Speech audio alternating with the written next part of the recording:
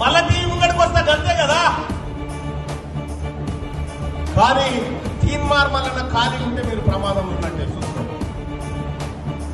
తిరగని సభలు పెట్టుకొని మా ప్రజలను చైతన్యవంతం చేసుకొని, కానీ మీ తీన్మార్ మల్లన్న నాకు మెసేజ్లు పెట్టి తీన్మార్ మల్లన్న బీసీల గురించి మాట్లాడితే ఖబర్దార్ అంటే పండ పెట్టి కసరు కట్టేటట్టు దొంగ బిడ్డలారేమో.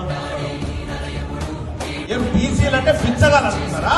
ఎవరి సొమ్ముతో ఎవరు బతా ఉన్నది రాష్ట్రంలో, ఈ దేశంలో వాటిని కలిపి మీరు వచ్చే ఎలక్షన్ లో ఒక్కడు గెలవకుండా పాత్ర పెట్టకపోతే నా పేరు తీన్మార్ మల్లన్న, ఒక్కడు కూడా గెలవనియా. మీరు అనుకుంటున్నారేమో కూడా స్టార్ట్ చేయలేము, పైసమందం కూడా స్టార్ట్ చేయలే.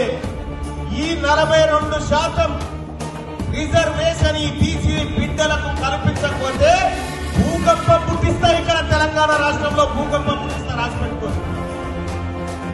ఒక్కడు కూడా తిరగలేడు. మర్యాద కోసం చెప్తా ఉన్నాం.